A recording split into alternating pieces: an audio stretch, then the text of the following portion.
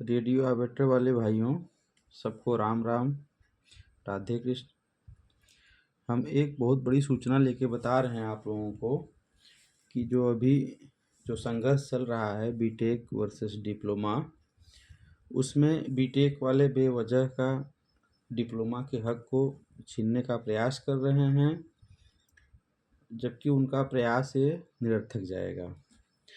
हम लोगों के पक्ष में यानी डिप्लोमा के पक्ष में यूपी SSSC अभी जो जेई की नोटिफिकेशन आया है उसमें बीटेक को बाहर कर दिया है।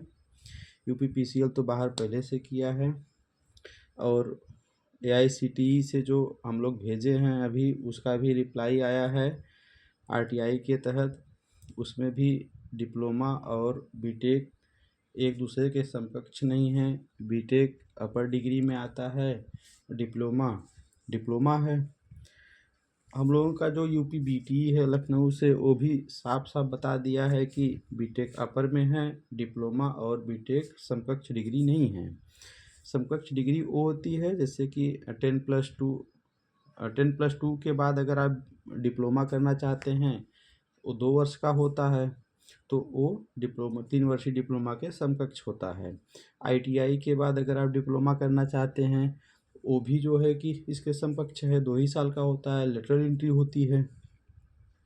और भी जैसे मैकेनिकल ब्रांच है तो उसमें कई ब्रांचेज हैं, ऑटोमोबाइल है, प्रोडक्शन है, कैड है, तो वो मैकेनिकल के समकक्ष आता है उसमें जो भी ब्रांचेज हैं।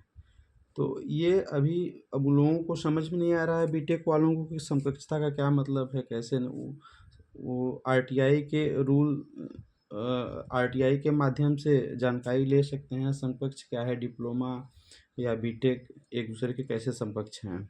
रही बात ये, दूसरी बात यह है कि डिप्लोमा वाले जैसे ग्रेजुएशन की जो भी वैकेंसियाँ होती हैं उसमें ये फिलअप नहीं कर पाते। जैसे UPSI हो गया, CGL हो गया, तमाम ऐसी वैकेंसियां हैं, डिप्लोमा वाले बेचारे वहाँ तक पहुँच नहीं पाते हैं। और रही बात ITI जो किए हैं, वो टेक्नीशियन अपनी रिजर्व सीट लेके बैठे हुए हैं, उसमें डिप्लोमा वाले जा नहीं पाते हैं। तो इस समय ये सोच रहे हैं कि हम UP PRB में HO का जो पोस्ट है उसमें हम कूद करके और डिप्लोमा का जो हक है छीन करके हम ही लोग सब नौकरी करें, जबकि ऐसा इम्पॉसिबल है, ऐसा कतई नहीं होगा।